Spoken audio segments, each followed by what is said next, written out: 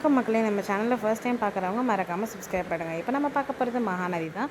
விஜய் கிட்ட வந்து வெளியில் வந்து நமக்கு தான் கல்யாணம் ஆயிடுச்சு அப்படின்னு சொல்கிறாங்க. எல்லாரும் செம்ம ஷாக் ஆகிடுறாங்க. என்னது கல்யாணம் ஆயிடுச்சா? டே விஜய், என்னடா இது, அவள் என்னடா சொல்கிறா அப்படின்னு சொல்லிட்டு தாத்தா கேட்குறாரு. இருங்க தாத்தா, எனக்கே என்னன்னு தெரியல அப்படின்னு சொல்லிட்டு விஜய் செம்மையாக பயந்துடுறாரு.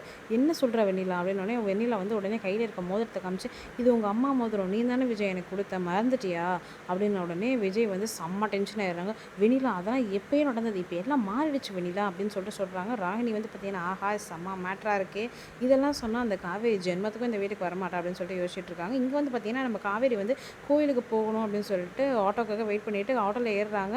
அந்த டைமில் வந்து பார்த்தீங்கன்னா, ஆட்டோக்காரர் வந்து பள்ளத்தில் குழியிலலாம் விட்டு ஏற்றுறாங்க. உடனே வந்து அண்ணா பொறுமையாக போங்கண்ணா, பொறுமையாக போங்கண்ணா அப்படின்னு சொல்லிட்டு எப்படியும் கோயிலுக்கு வந்து சேர்ந்துடுறாங்க. இங்கே வந்து விஜய் வந்து வெளியில எல்லாம் மாறிடுச்சு வெளியில அப்படின்னு சொல்லிட்டு சொல்லிட்டு இருக்காங்க. என்ன விஜய் மாறிடுச்சு, இன்னமும் நான் உன்னை தானே லவ் பண்ணிட்டு இருக்கேன் அப்படின்னு சொல்லிட்டு விஜய் சொல்கிறாங்க. உடனே என்னதான் ஆச்சு அப்படின்னு சொல்லிட்டு கேட்டுகிட்டே இருக்காங்க. வெண்ணிலா வந்து, எனக்கு வேற ஒரு பொண்ணு கூட கல்யாணம் ஆயிடுச்சு வெண்ணிலா அப்படின்னு சொல்லிட்டு உண்மையை போட்டு உடச்சிடுறாரு விஜய் வந்து. என்ன சொல்கிற விஜய் அப்படின்னு சொல்லிட்டு வெண்ணிலா அப்படியே ஷாக்கில் நிற்கிறாங்க.